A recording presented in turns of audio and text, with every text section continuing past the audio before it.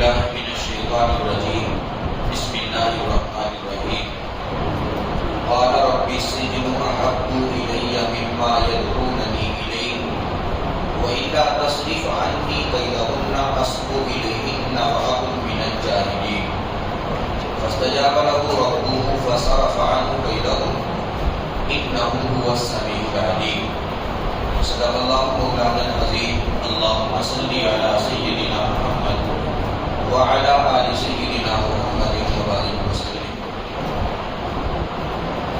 سورہ یوسف ہے اور اس سورہ یوسف کی ابتدائی آیات کی کچھ تھوڑی سی تفصیلات کل آپ کے سامنے آئی تھی۔ حضرت یوسف علیہ السلام نبی تھے، نبی ہیں اور معصوم ہیں۔ اس کے باوجود حضرت یوسف علیہ السلام کے ساتھ حالات ایسے بنے کہ ان پر تہمت لگی، اور تہمت بھی ایسی لگی کہ اس تہمت کی وجہ سے یوسف علیہ السلام کو ایک لمبے عرصے تک قید خانے میں رہنا پڑا۔ ایک مرتبہ جب یوسف علیہ السلام کو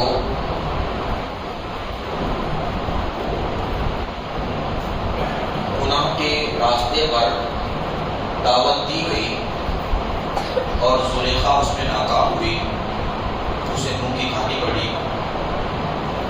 یوسف علیہ السلام سے عزیز مصر نے درگزر کرنے کے لیے کہا اور یہ کہا کہ آپ نے کسی کے سامنے اس کا تذکرہ نہیں کرنا، میرے گھر کی عزت کا معاملہ ہے اور آپ نہیں گھر کے اندر۔ مگر گھر کے حالات سے ایسا لگ رہا تھا کہ زلیخا اپنی حرکتوں سے باز نہیں تھی، وہ پھر بھی چاہتی تھی۔ تو یوسف علیہ السلام کے سامنے دو راستے تھے، یا تو وہاں رہ کر گھر کی مالکن کی خواہش کو پورا کرتے، یا کوئی ایسی شکل بنا دے کہ جس سے وہ گھر سے نکل جاتے، اور گھر سے نکلنا مشکل تھا کیونکہ عزیز مصر نے ان کو خریدا تھا، غلام تھے۔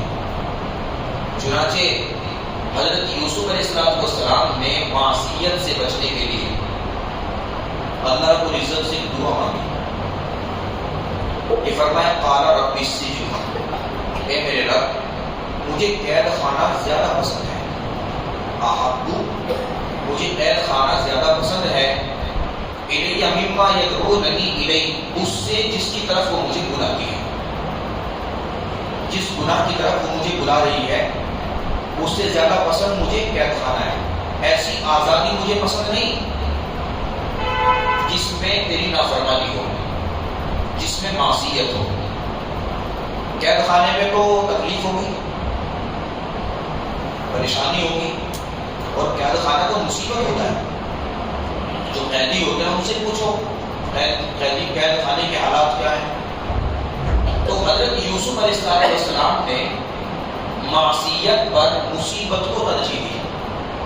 اللہ مجھے یہ مصیبت پسند ہے قید خانے کی شکل میں، مگر مجھے معصیت کی طرف نہیں جانا۔ چنانچہ اگر کہیں دو راستے آئے، ایک معصیت کا اور دوسرا مصیبت کا، تو آپ معصیت کے راستے کو کبھی نہ اپنائیں، گناہ کے راستے پر کبھی نہ جائیں۔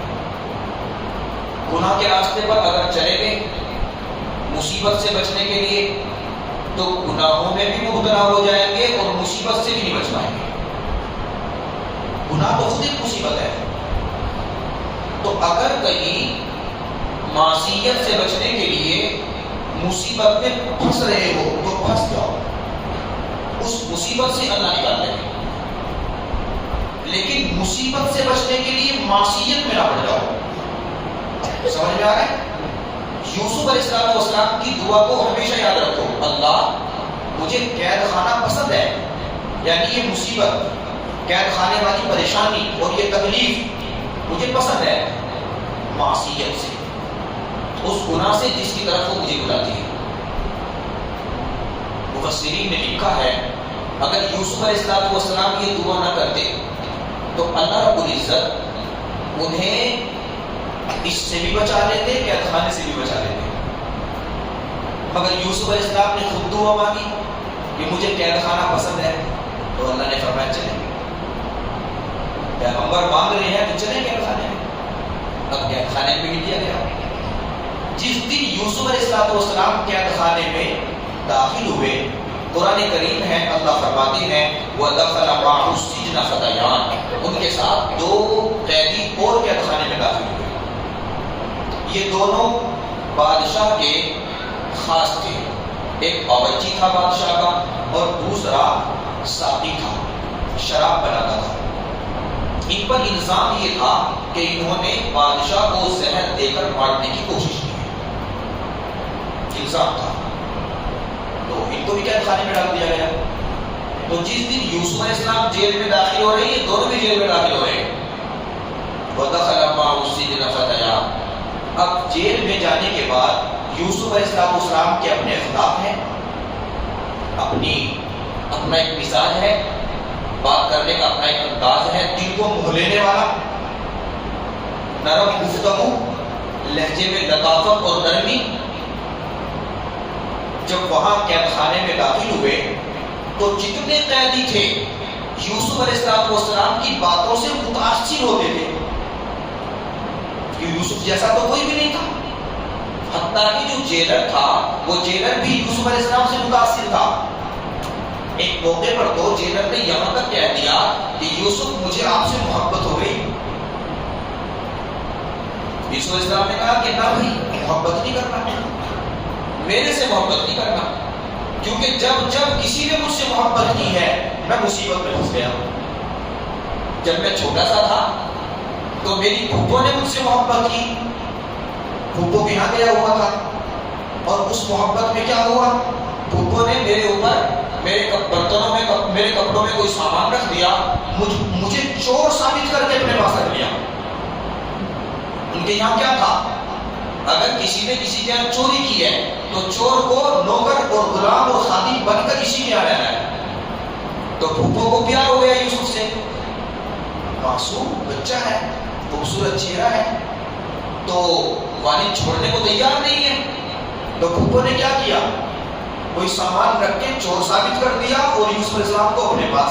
تو چوری کی تہمت کتنی بڑی تہمت ہوتی ہے، اور وہ بھی کس کے اوپر، آگے چل کر جو نبی بن رہے ہیں، سمجھ رہے ہو، آگے چل کر جو نبی بن رہے ہیں ان کے اوپر۔ امام بخاری رحمۃ اللہ علیہ کے متعلق آتا ہے، ایک مرتبہ کشتی میں سفر کر رہے تھے، تو حضرت کے پاس میں کچھ دراہیم و دنانیر تھے، کچھ پیسے تھے۔ تو کشتی میں کوئی بندہ قریب لگ گیا اور وہ امام بخاری سے باتیں کرنے لگا، اور ایسی باتیں کی اندر تک کی کہ اپنی بتا رہا ہے اور امام بخاری کی پوچھ رہا ہے، کہاں جا رہے ہو، کیا ارادہ ہے، ساتھ میں کیا کیا ہے۔ تو امام بخاری رحمۃ اللہ علیہ سیدھے سادھے اللہ والے سب کچھ بتا دیا، فلاں جگہ جا رہا ہوں، اتنا پیسہ میرے پاس ہے، فلاں چیز ہے۔ اب اس نے کیا چالاک بنا، اس نے کشتی میں شور مچانا شروع کر دیا کہ لوگوں میری پیسوں کی تھیلی گم ہو گئی، میری پیسوں کی تھیلی گم ہو گئی۔ امام بخاری رحمۃ اللہ علیہ سمجھ گئے، اسے میں نے اپنے بارے میں بتایا نا کہ میرے پاس بھی اتنے پیسے ہیں اور فلاں تھیلی میں ہے، یہ سب کچھ بتا دیا، تو یہ داؤ چل رہا ہے، لوگوں میری پیسوں کی تھیلی گم ہو گئی۔ اب وہ جو کشتی والے تھے سب سے بھی اکٹھے ہوئے، بھائی سب کی تلاشی لو، تلاشی لینی شروع کر دی سامان کی، جتنے کشتی میں لوگ تھے سب کی تلاشی لی جا رہی ہے، سب کی تلاشی لی جا رہی ہے۔ آخر میں امام بخاری رحمۃ اللہ علیہ کا سامان کھول کے ان کی تلاشی لی گئی، مگر نہ تھیلی ملی نہ پیسے ملے، نہ تھیلی ملی اور نہ پیسے ملے۔ اب یہ بنتا ہے نا، جب دوسروں کی تلاشی ہو رہی ہے تو انتظار کر رہے ہیں امام بخاری کا، اور جب امام بخاری کی تلاشی ہو رہی ہے تو سوچ رہے ہیں کہ اب ملے گا مال اور میرے حوالے۔ تو امام بخاری رحمۃ اللہ علیہ کی جب تلاشی لی جا رہی ہے وہ اندر اندر خوش ہو رہا ہے، مگر یہاں کچھ نہیں ملا، ہو گئی تلاشی کہ بھائی تمہارے پیسے گم تھے، کسی کے پاس تو نہیں ملے، ہے چپ ہو گئے لوگ، اپنے اپنے کام پہ لگے۔ تھوڑی دیر کے بعد پھر غریب لگا، کہنے لگا حضرت آپ کے پاس پیسے تو تھے، وہ گئے کہاں؟ آپ نے تو دکھائی تھی بھی نا وہ تھیلی، وہ گئے کہاں؟ تو حضرت نے فرمایا کہ دریا میں، حضرت نے فرمایا کہ دریا میں. جب تو نے یہ اعلان کیا کہ میری پیسوں کی تھیلی گم ہو گئی، میں سمجھ گیا کہ تیری نیت میں فتور آ گیا. اب میرے پاس میں دو راستے تھے، یا تو میں اس تھیلی کو بچاتا اور اپنے اوپر چوری کا الزام لگواتا، اور اگر میرے اوپر چوری کا الزام لگ جاتا تو پھر چور کو دنیا میں کوئی محدث نہ مانتا. سمجھ رہے ہو؟ ایک مرتبہ چوری کا الزام لگ گیا تو حدیث کون نقل کرے گا؟ چور سے کوئی حدیث نقل کرتا ہے؟ چاہے وہ چور نہیں ہے مگر تہمت تو لگی نا. تو ایک شکل تو یہ تھی کہ درہم بچاتا اور اپنے اوپر تہمت کا چوری کا الزام لگواتا، اور دوسری شکل یہ تھی کہ انہیں قربان کرتا اور اپنے آپ کو بچاتا اس قربان سے. تو میں نے اس کو ترجیح دی. نتیجہ کیا نکلا؟ اس قربانی پر اللہ نے کیسا نوازا ہے. دنیا میں اس قرآن کریم کے بعد سب سے بڑی، سب سے معتبر، سب سے افضل کتاب بخاری شریف ہے، یا نہیں ہے؟ بخاری شریف ہے. دنیا کا کوئی عالم، کوئی مفتی اس وقت تک عالم مفتی نہیں بن سکتا جب تک وہ امام بخاری کی بخاری نہیں پڑھے گا. اس کا مطلب دنیا کا ہر عالم عالم بننے کے لیے، ہر مفتی مفتی بننے کے لیے امام بخاری کی بخاری شریف کے پڑھنے کا محتاج ہے. سمجھ رہے ہیں؟ قربانی تو دی نا، قربانی. تو چوری کی تہمت خطرناک ہے، وہ سچی ہو یا جھوٹی. بعض دفعہ جھوٹی بھی ہوتی ہے، بعض دفعہ دنیا میں ایک سے ایک نمونہ بیٹھا ہے. سمجھ رہے ہو؟ دنیا میں ایک سے ایک ہے. زندگی کی ترتیب اپنی مرضی کے مطابق نہ بنائیں، زندگی کی ترتیب اللہ اور اس کے رسول کی مرضی کے مطابق بنائیں تو ٹھوکر کھانے سے بچ جاؤ گے. سمجھ رہے؟ زندگی کی ترتیب اپنی مرضی سے نہ بنائیں، کیونکہ ہمارے پاس میں جو کچھ ہے وہ ناقص ہے. سوچنے کے لیے عقل بھی ناقص ہے، دیکھنے کے لیے آنکھیں بھی ناقص ہیں، زبان بھی ناقص، کان بھی ناقص، سب کچھ ناقص. اور اللہ رب العزت کی جو صفات ہے وہ کامل ہے. تو اللہ کی بتائی ہوئی ترتیب پر چلو گے تو پھر نقصان نہیں. اس دنیا میں اپنی مرضی سے کوئی بندہ اللہ کو تو کیا مخلوق کو راضی نہیں کر سکتا، اپنی طریقے سے مخلوق کو راضی نہیں کر سکتا. کوشش کرنے والوں نے کوششیں کی ہیں. وہ لکھا ہے کہ کسی کی 2 بیویاں تھیں، 2 بیویاں، اور وہ دعائیں مانگتا تھا اللہ مجھے اتنی ہمت دے کہ دونوں کے بیچ درمیان میں برابری کروں، عدل، انصاف کے ساتھ رہوں، کمی زیادتی نہ ہو جائے. اور وہ ہر قدم پہ دونوں کے ساتھ میں انصاف کرتا رہا، ہر قدم پہ، یہاں تک کہ اس نے اس طرح کی زندگی گزاری کہ زندگی میں اس کی دونوں بیویوں میں سے کسی بیوی کو ایک حرف شکایت زبان سے بولنے کا موقع نہیں ملا، کبھی بھی نہیں. کیسی زندگی گزاری ہوگی پہنچا. اور اللہ کی مرضی، اللہ کی شان، دونوں میں ایک ہی روز دونوں کا انتقال ہو گیا، دونوں بیویوں کا ایک ہی روز انتقال ہو گیا. اب اس اللہ کے بندے نے سوچا زندگی میں برابری کرتا رہا تو دونوں کا ایک ہی ساتھ انتقال ہو رہا ہے تو دونوں کے انتظامات بھی ایک ہی ساتھ کر دوں. تو غسل دینے کے لیے دونوں کو الگ الگ 2-3 عورتیں اس کے لیے، 2-3 عورتیں اس کے لیے الگ الگ ایک ساتھ انتظام کیا. یہ نہ ہو جائے ایک کو پہلے ایک کو بعد میں، نہ، دونوں کو غسل ایک ساتھ، اور دونوں کو کفن کا انتظام ایک تھان میں سے ایک ہی قیمت کا. چرپائی بھی ایک جیسی، تخت بھی ایک جیسا، صابن بھی ایک جیسی، سب کچھ ایک جیسا، سب کچھ کر دیا. جنازہ تیار ہو گیا. اس کے بعد جب جنازہ نکلنے لگا تو جس گھر میں وہ رہتی تھی اس گھر کا ایک ہی دروازہ تھا، جیسے مسجد کے 2 ہیں نا، ایک ہی دروازہ تھا. اب اس کے ذہن میں خیال آیا کہ کس کو پہلے نکالوں. سمجھ رہے ہو؟ کس کو پہلے نکالوں. اب جس کو پہلے نکالوں گا تو یہ بھی تو زیادتی ہو جائے گی نا، مجھے پہلے نکالا اس کو بعد میں بھاری تھی.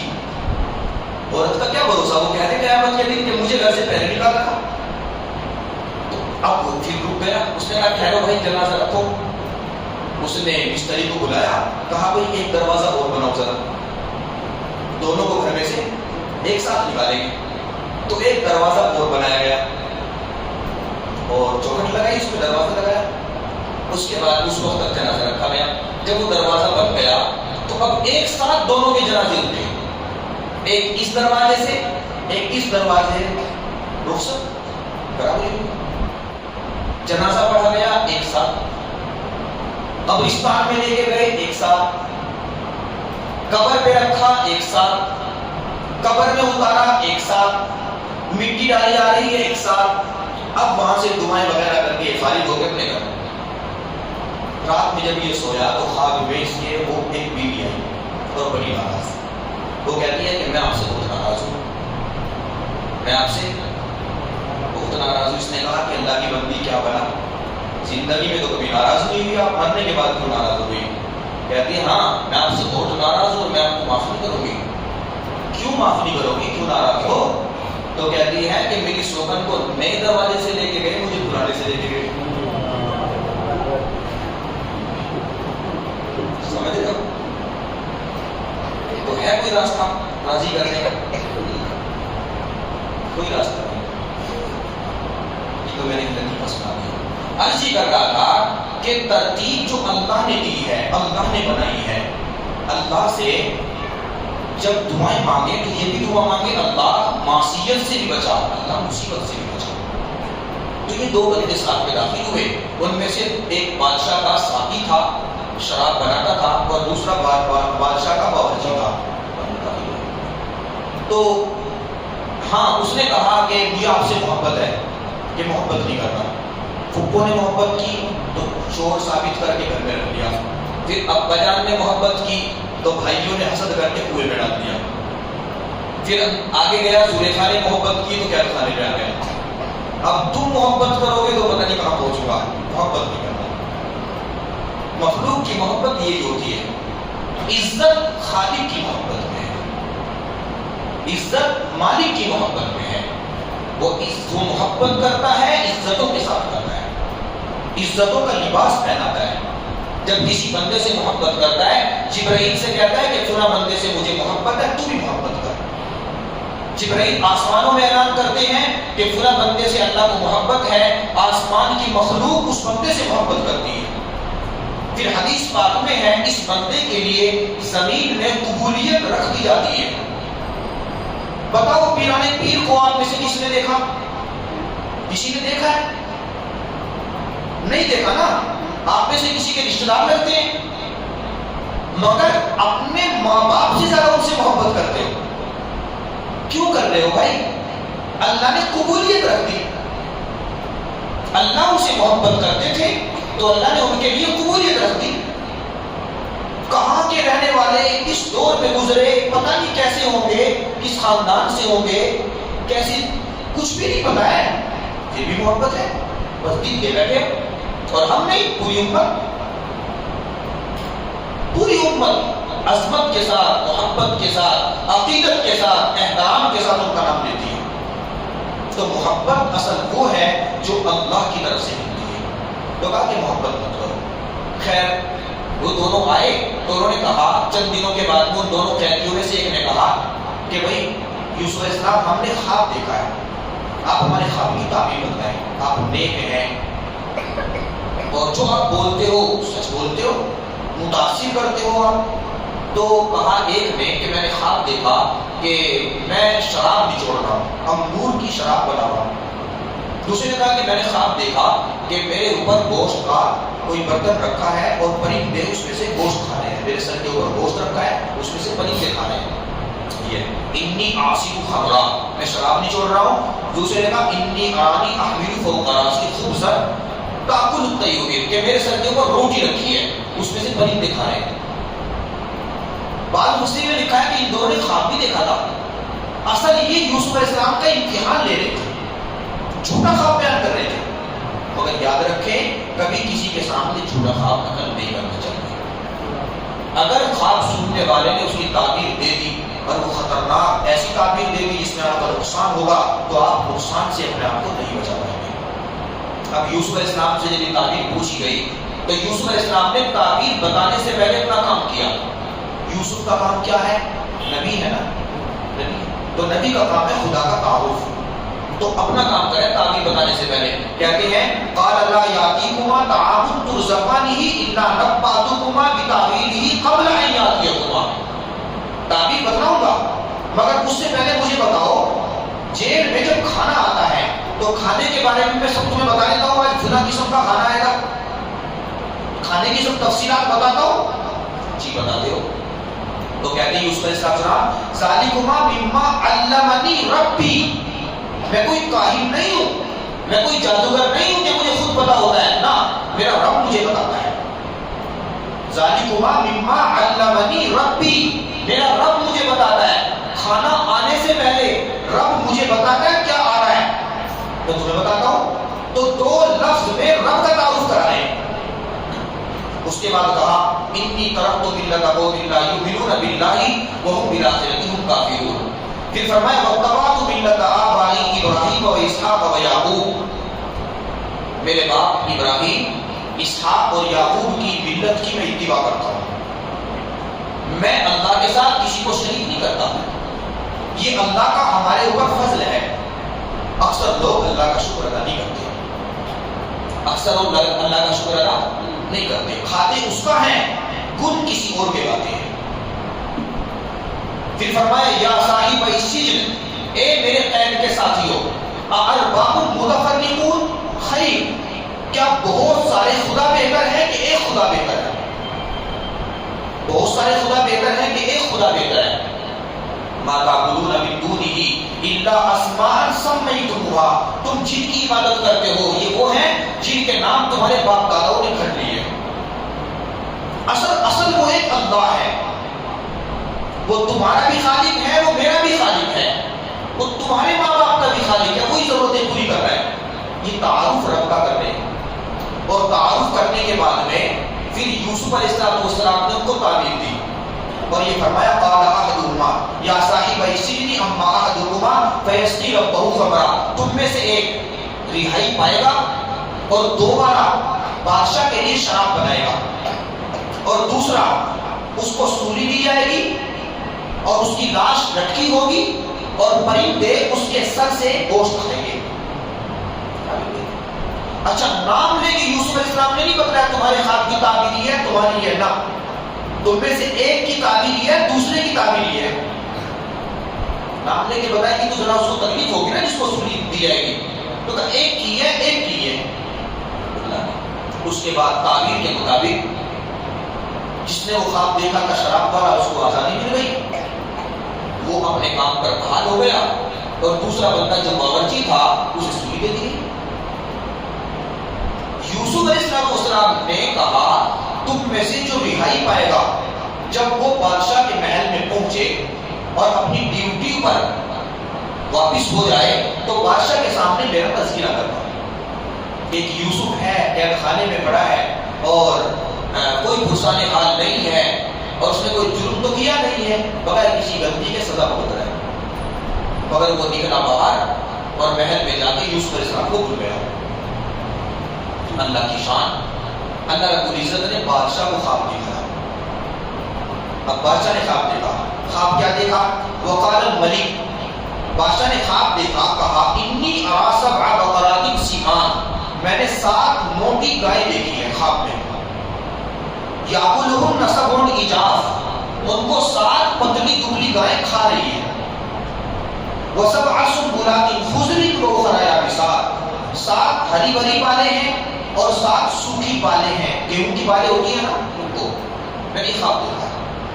یا ایھا الملأ, اے درباریوں, خواب کی تعبیر بتانے والوں, افتونی فی رؤیایا ان کنتم للرؤیا تعبرون, میرے خواب کی تعبیر بتلاؤ اگر تم خواب کی تعبیر کا علم رکھتے. اب اتنا اہم خواب بادشاہ نے دیکھا تھا, تعبیر ان کی سمجھ میں نہیں آ رہی تھی, تو انہوں نے جان بچانے کے لیے کہا قالوا اضغاث احلام, یہ تو وہمی خیالی خواب ہے, ویسا ہی آپ نے دیکھ لیا, کوئی حقیقت نہیں. حالانکہ خواب کی حقیقت تھی, اہم خواب تھا. اللہ تعالیٰ نے آگے کے حالات بتائے تھے خواب میں, دکھائے تھے بادشاہ کو, مگر تعبیر بتلانے والوں کو نہیں پتا تھا تعبیر کا. تو اپنا دامن بچانے کے لیے، اپنا بوجھ اتارنے کے لیے کہتے ہیں ویسا ہی خواب ہے۔ جب انہوں نے یہ کہا تو وہ بندہ جو جیل سے آیا تھا اس کو ایک دم یوسف علیہ السلام یاد آئے۔ اس نے کہا وقال الذی نجا منہما، ان دونوں میں سے جس نے نجات پائی تھی، واتقر بعد امۃ انا انبئکم بتاویلہ فارسلون، ایک مدت کے بعد اسے یوسف علیہ السلام یاد آئے۔ اس نے کہا کہ میں آپ کو خواب کی تعبیر بتلا دوں گا۔ ایک بندہ جیل میں ہے، اس نے اس طرح سے میرے خواب کی تعبیر بتلائی تھی اور اس کی تعبیر کے مطابق جو اس نے بتلایا تھا بالکل وہی ہوا، اور وہ آپ کی بھی خواب کی تعبیر بتلا دے گا۔ اگر آپ کہیں تو میں اس سے پوچھ لیا۔ اب یہ دوڑا قید خانے کی طرف اور وہاں جا کر یوسف علیہ السلام کو کہتا ہے یوسف ایھا الصدیق، یوسف اے دوست۔ 7-8 سال دوست یاد نہیں آئے، اب ضرورت پڑی تو کہتا ہے یوسف ایھا الصدیق، اے دوست، افتنا فی صبرک برات۔ اس طرح کا خواب بادشاہ نے دیکھا ہے اور تعبیر اس کی بتا دیں۔ تو یوسف علیہ السلام نے خواب کی تعبیر بتلائی اور اس نے کہا کہ آپ تعبیر بتلائیں، میں آپ کا تذکرہ کروں گا۔ کر دیا میں نے اور کروں گا۔ چنانچہ تعبیر بتلا دی کہ قحط سالی میں مبتلا ہوگا پورا علاقہ، 7 سال تک قحط پڑے گا، 7 سال تک، اور حالات اس طرح کے ہوتے۔ تو یہ تعبیر بتلائی، انتظامات 7 سال کے کرنے پڑیں گے۔ یوسف علیہ السلام نے تعبیر بتلا دی، بادشاہ خوش ہوا کہ بھئی بندہ تو یہ تعلیم یافتہ ہے، کام کا ہے، اس کو تو جیل قید خانے میں نہیں ہونا چاہیے، تو اسے بلا لیا۔ یوسف کو بلا کے لاؤ جو تعبیر بتلا ہے۔ یوسف علیہ السلام نے فرمایا کہ جب ان کو بلانے کے لیے گئے، فرمایا کہ نہیں، پہلے بادشاہ سے یہ کہو کہ ان عورتوں کے بارے میں پوچھیں جن کی وجہ سے مجھے قید خانے میں ڈالا گیا۔ تہمت لگی ہے نا، تہمت کے ساتھ باہر آؤں گا تو اللہ کے دین کی تبلیغ کیسے کروں گا؟ لوگ شک کی نظر سے دیکھیں گے۔ تو قید خانے سے نکلنے سے پہلے، اپنے مشن پر لوٹنے سے پہلے جو تہمت لگی ہے اس تہمت سے اپنے آپ کو بری کروانا ہے۔ پہلے ان عورتوں کے بارے میں تحقیق کرو۔ اللہ کے پیارے محبوب علیہ السلام نے ارشاد فرمایا، ایک حدیث ہے، فرمایا کہ اگر یوسف کی جگہ میں ہوتا اور میرے پاس میں تعبیر پوچھنے کے لیے آتے تو میں کہتا پہلے یہاں سے نکالو تب تعبیر بتاؤں۔ سمجھ رہے ہو؟ مگر یوسف علیہ السلام نے کتنا بہترین صبر کیا ہے۔ وہ یہ بھی کر سکتے تھے نا، پہلے مجھے نکالو تب بتلاؤں گا، نہیں تو نہیں بتلاؤں گا۔ اس کے بعد دوبارہ بلانے آ گئے، پھر بھی یوسف کہتے ہیں پہلے ان کی تحقیق کرو۔ حضور فرماتے ہیں کہ اگر میں ہوتا تو فوراً چل دیتا، فوراً چل دیتا۔ تو یوسف علیہ السلام نے مثالی صبر کیا ہے۔ پھر خیر قید خانے سے نکلے، وہ لمبی تفصیل ہے، اور ان عورتوں نے بھی اپنی غلطی کا اقرار کیا، اور پھر جب باہر نکلے اور مصر کے بادشاہ کے دربار میں پہنچے تو وہاں بادشاہ سے بات ہوئی، اور بات ہونے کے بعد میں یوسف علیہ السلام نے کیا کہا، بات کی، سب کچھ تفصیلات بتلانے کے بعد کہا اجعلنی علی خزائن الارض، اگلے حالات سے اگر بچنا ہے، ان کا مقابلہ کرنا ہے تو زمین کے خزانوں پر مجھے مالک بنا دو، ذمہ داری میرے حوالے کرو۔ قحط سالی میں کیسے بچنا ہے، رعایا کو کیسے بچانا ہے، انی حفیظ علیم، مجھے اس کا پتہ بھی ہے، اور میں بیت المال میں مال کی حفاظت بھی کر سکتا ہوں۔ یہ اس کے بعد اللہ آگے کیا فرماتے ہیں، یوسف علیہ السلام کو مصر کے خزانوں کا مالک بنا دیا گیا۔ وَلَأَجْرُ الْآخِرَةِ خَيْرٌ لِلَّذِينَ آمَنُوا وَكَانُوا يَتَّقُونَ، جو صبر پر اللہ نے یوسف علیہ السلام کو دنیا میں اجر دیا وہ تو تھوڑا تھا، صبر پر اور تقوی پر دو ہی چیز تھی۔ بھائی اٹھا کے لائے کنویں میں ڈال رہی ہیں، صبر کر رہے ہیں، مصر کے بازاروں میں بک رہی ہیں، صبر کر رہی ہیں، تہمت لگ رہی ہے، صبر کر رہی ہیں، قید خانے میں 9 سال مشقت کی زندگی گزار رہی ہیں، صبر کر رہی ہیں، اور ہر جگہ تقوی کا دامن پکڑے ہوئے ہیں، محتاط زندگی ہے، گناہوں کے راستے پر نہیں جا رہی ہے، تو صبر بھی ہے، تقوی بھی ہے۔ اللہ فرماتے ہیں کہ صبر پر، تقوی پر دنیا میں جو ہم نے دیا وہ تھوڑا ہے، آخرت کا اجر بہت بڑا ہے، آخرت کا اجر۔ تو یہاں قید خانے سے نکال کے مصر کے خزانوں کا مالک بنایا. اگلے سالوں میں قید ہو گیا پورے علاقوں میں، یہاں سے لے کے کنعان تک. کنعان یوسف علیہ السلام کے والد یعقوب علیہ السلام اور ان کے بھائی بھی وہی رہتے ہیں، وہاں تک قید پڑ گیا. شہرت ہو گئی کہ مصر کا جو وزیر خزانہ ہے بہت نیک طبیعت کا مالک ہے، جو بھی جاتا ہے گلہ دیتا ہے. چنانچہ دور دور سے لوگ آتے تھے. اب آنے والوں میں یوسف علیہ السلام کے 11 بھائی بھی ہیں. جی ایک مرتبہ آئے گلہ لے کے گئے، دوسری مرتبہ پھر فرمایا کہ وہ اپنا 11واں بھائی بنیامین ہے اسے بھی لے کے آؤ. اور بھی تفصیلات ہیں، ان کو بھی لے کے آئے. الفاظ کیا ہیں یہ دیکھو، آپ حیران کرنے والے. ایک یوسف علیہ السلام کے بھائی ہیں، ایک یوسف علیہ السلام ہے. جب یوسف علیہ السلام کو کنویں میں ڈالا جا رہا ہے تو بھائیوں کی زبان پہ وہ ہے جو ہماری زبان پہ آتا ہے. غور سے سن لیں کیا کہا. اقتلوا یوسف، اقتلوا یوسف، یوسف کو قتل کر دو. ابھی طرحوہ ارضی یخل لکم وجہ ابیکم، یا کہیں دور دراز کہیں جا کے گڑھے میں کنویں میں ڈال دو، پھر تمہارے باپ کی محبت تمہارے لیے خالص ہو جائے گی. یوسف کی وجہ سے ہمیں محبت کم ملتی ہے نا، تو جب یوسف نہیں ہوں گے تو ہم ہی ہوں گے. یہ ہوا. اس کے بعد کیا کہتے ہیں، وَتَكُونُوا مِن بَعْدِهِ قَوْمًا صَالِحِينَ، بعد میں توبہ کر کے ہم نیک بن جائیں گے. یہ کہتے ہیں نا بعد میں توبہ کر کے نیک بن جائیں گے. کتنا یقین ہے بندے کو کہ بعد میں بچوں گا اور توبہ کی توفیق ملے گی. بھائی اس کی کیا گارنٹی ہے کہ توبہ کی توفیق ملے گی؟ حدیث پاک میں اللہ کے پیارے محبوب علیہ السلام نے فرمایا عجلوا التوبہ قبل الموت، موت سے پہلے توبہ کرنے میں جلدی کرو. موت پانی کے بلبلے کی طرح ہے، بلبلا پھوٹا ختم، انسان کی سانس اکھڑی ختم، آنکھیں پھٹی رہ جاتی ہیں. گھر سے نکلا ہے پلان کر کے، بیوی کہتی ہے جب واپس آؤ گے تو میرے لیے فلاں فلاں سامان لے کے آنا. بچے کہتے ہیں ابو ہمارے لیے بھی فلاں فلاں سامان لے کے آنا. بیٹی کہتی ہے ابو میرے لیے بھی فلاں فلاں سامان لے کے آنا. بہنیں کہتی ہے بھائی جان ہمارے لیے بھی فلاں فلاں سامان لے کے آنا. اللہ کہتے ہیں کہ یہ تمہارے لیے سامان تو کیا لائے گا، مجھے میری کبریائی کی قسم یہ اپنے پاؤں پہ چل کے نہیں آئے گا. کسی کے کندھوں پہ آتا ہے. اجل کا فیصلہ ہے.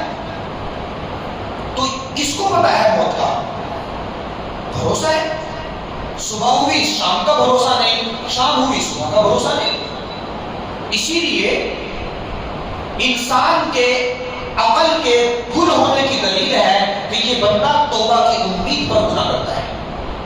بعد میں توبہ کر لوں گا، بعد میں توبہ کر لوں گا. ٹھیک ہے اچانک گناہ ہو گیا توبہ کر لو، لیکن یہ سوچ کے کہ میں بعد میں توبہ کر لوں گا. بھائی بہت سارے ایسے گناہ کرنے والے توبہ کی امید پر بغیر توبہ کے مر گئے، ذلت کی موت مرے.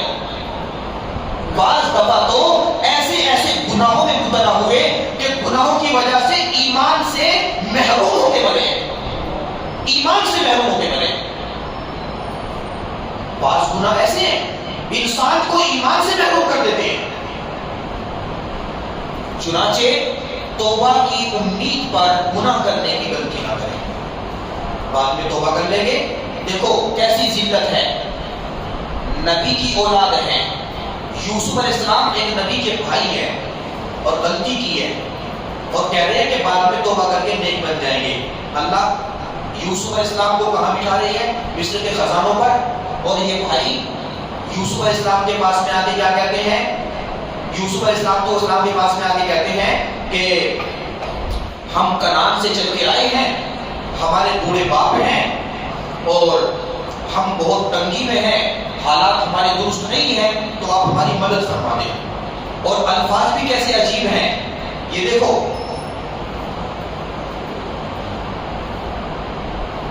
یا ایھا العزیز، اے عزیز مصر، مسنا و اہلنا الضر، ہمیں اور ہمارے گھر والوں کو تکلیف نے جکڑ لیا ہے، گھر میں فاتح ہیں. وجینا ببضاعۃ مزجاۃ، ہم تھوڑا سامان لائے ہیں جو تھوڑا بہت ہمارے پاس میں تھا نقدی. فاوفی لنا الکیل وتصدق علینا، وتصدق علینا، ہمارے اوپر صدقہ کر دیجیے. بھکاری بن کے آ رہے ہیں. وتصدق علینا ان اللہ یجزی المتصدقین، اللہ تعالیٰ صدقہ کرنے والوں کو بدلہ، بہترین بدلہ دیتے ہیں. یوسف کہتے ہیں قال هل علمتم ما فعلتم بيوسف، کیا تمہیں پتا ہے تم نے یوسف کے ساتھ میں کیا کیا ہے؟ تو انہوں نے ان کے عزیز مصر کے منہ سے جب یہ سنا نا تو اچھل پڑے.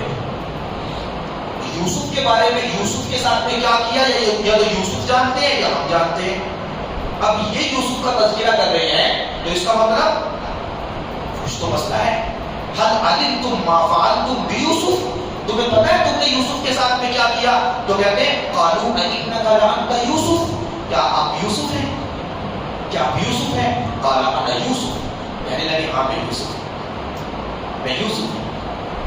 پھر یوسف علیہ السلام یہ جو پورا واقعہ نقل کیا گیا، اس پورے واقعے کا نچوڑ دو لفظوں میں فرماتے ہیں قد من اللہ علینا، اللہ نے ہم پر احسان کیا، اللہ نے ہم پر احسان کیا. پورے واقعے کا نچوڑ یہ ہے اللہ نے ہم پر احسان کیا. انہ من یتقی ویصبر، جو تقوی اختیار کرتا ہے، صبر کرتا ہے، فإنہ لا یضیع اجر، فإن اللہ لا یضیع اجر المحسنین، اللہ تعالیٰ ایسے نیک کام کرنے والوں کے اجر کو ضائع نہیں کرتے، بھرپور بدلہ دیتے ہیں. کیسا بدلہ اللہ پاک نے دیا کہ انہیں کنویں میں سے نکال کے مصر کے تخت شاہی پر بٹھایا اور انہیں فقیر بنا کر یوسف علیہ السلام کے سامنے لے جا کے کھڑا کر دیا. ایک نوجوان اور بھی آیا یوسف علیہ السلام کے پاس میں اور آگے کہتا ہے کہ جی میں بھی ایک علاقے سے آیا ہوں اور ہمارے یہاں بھی فاتح ہیں، قحط پڑا ہے، تو آپ مجھے بھی کچھ غلہ دیں. بلکہ وہ یوسف علیہ السلام کے اس خادم نوکر کے پاس میں آیا جس کی ذمہ داری تھی غلہ دینا. کہتا ہے کہ مجھے بھی دے، میں کچھ نقدی لایا، نقدی دی. تو اس بندے نے، نوکر نے کچھ غلہ دیا تو وہ نوجوان کہتا اور دے دے. تو اس نے کہا کہ بھائی یہاں تو اتنا ہی ملتا ہے ایک بندے کو. کہتا نہیں آپ مجھے اور بھی دیں. تو وہ کہتے ہیں کہ نہیں اور تو دینے کی اجازت نہیں ہے، ہاں آپ یوسف علیہ السلام سے ڈائریکٹ بات کر لیں، اگر یوسف علیہ السلام کہیں گے تو وہ تو مالک ہیں تو اور دے دیں گے. تو اب یہ بندہ یوسف علیہ السلام کے پاس میں آیا اور یوسف علیہ السلام کو کہتا ہے کہ جی میں کچھ نقدی لایا تھا اور مجھے اتنا غلہ ملا ہے، مجھے اور چاہیے. یوسف علیہ السلام نے کہا کہ ایک بندے کا اتنا ہی ملتا ہے. اس نے کہا کہ نہیں آپ مجھے اور دیں گے. یوسف علیہ السلام نے کہا کہ نہیں اور تو نہیں ملے گا. فرمایا اگر آپ نے مجھے جان لیا تو اور دیں گے، آپ مجھے جانتے نہیں ہیں، اگر آپ نے مجھے جان لیا تو آپ مجھے اور دیں گے. یوسف علیہ السلام نے فرمایا کہ بھئی آپ ہیں اور اپنی پہچان کراؤ. تو اس نوجوان نے کہا کہ حضرت جب آپ عزیز مصر کے محل میں رہتے تھے اور وہاں آپ کے ساتھ کچھ حالات بنے تھے، تہمت لگی تھی اور آپ کمرے سے باہر نکلے تھے دوڑتے ہوئے اور آپ پر تہمت ثابت ہو رہی تھی، تو کسی نے آپ کی برات کے لیے گواہی دی تھی کہ ہاں وہ ایک پالنے میں بچہ تھا، اس نے گواہی دی تھی. فرمایا وہ بچہ بڑا ہو گیا، وہ میں ہی ہوں، وہ بچہ بڑا ہو گیا، وہ میں ہی ہوں. تو یوسف علیہ السلام نے جب یہ سنا تو بہت خوش ہوئے، بہت خوش ہوئے اور فرمایا اس بندے کو جو بیت المال پر متعین تھا اسے خوب دو، بھر بھر کے دو، بلکہ اسے گھر تک پہنچا کے آؤ، اتنا دو کہ اس کا دل خوش ہو جائے. جب یوسف علیہ السلام نے یہ بات کہی تو اللہ کی طرف سے وحی آئی، یا یوسف آپ نے اس نوجوان کو اتنا دیا کہ دل خوش کر دیا. فرمایا اللہ اس نے میری پاک دامنی کی گواہی دی تھی، میرے اوپر تہمت لگ رہی تھی، اس تہمت سے مجھے بری کرنے کے لیے گواہی دے رہا تھا، تو اس کے چہرے کو دیکھ کر میرا دل خوش ہو گیا. تو اللہ نے فرمایا میرے یوسف جس نے تیری پاک دامنی کی گواہی دی تو نے اسے اتنا دیا کہ اس کے دل کو خوش کر دیا، جو میری الوہیت کی گواہی دے کر، میری ربوبیت کی گواہی دے کر اس پر ثابت قدم رہے گا. جب وہ ایمان کو بچا کر میرے پاس میں آئے گا میں بھی اسے اتنا دوں گا کہ اس کو خوش کر دوں گا، میں بھی اس کو اتنا دوں گا اس کو. اگر یوسف علیہ السلام دے کے خوش کر سکتے ہیں تو اللہ کیوں نہیں کر سکتے؟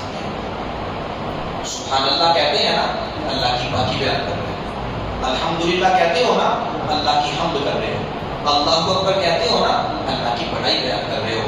یہ کہنا بڑی بات نہیں، اس پر ثابت قدم رہنا بڑی بات ہے، اس پر چل جانا۔ اللہ پاک مجھے بھی عمل کی توفیق نصیب فرمائے، آپ سب کو بھی اللہ تعالیٰ عمل کی توفیق نصیب فرمائے۔ وما علینا الا البلاغ۔ الحمدللہ رب العالمین، اللہم صلی علی سیدنا محمد وعلی آل سیدنا محمد وبارک وسلم۔ ربنا ظلمنا انفسنا وان لم تغفر لنا وترحمنا لنكونن من الخاسرين۔ ربنا آتنا في الدنيا حسنة وفي الآخرة حسنة وقنا عذاب النار۔ رب اغفر وارحم وأنت خير الراحمين۔ ربنا هب لنا من أزواجنا وذرياتنا قرة أعين واجعلنا للمتقين إماما۔ رب اجعلني مقيم الصلاة ومن ذريتي ربنا وتقبل دعاء۔ ربنا اغفر لنا ولوالدينا وللمؤمنين يوم يقوم الحساب۔ اللهم صل وسلم وبارك على حبيبك محمد وعلى آله وأصحابه أجمعين برحمتك يا أرحم الراحمين، والحمد لله رب العالمين۔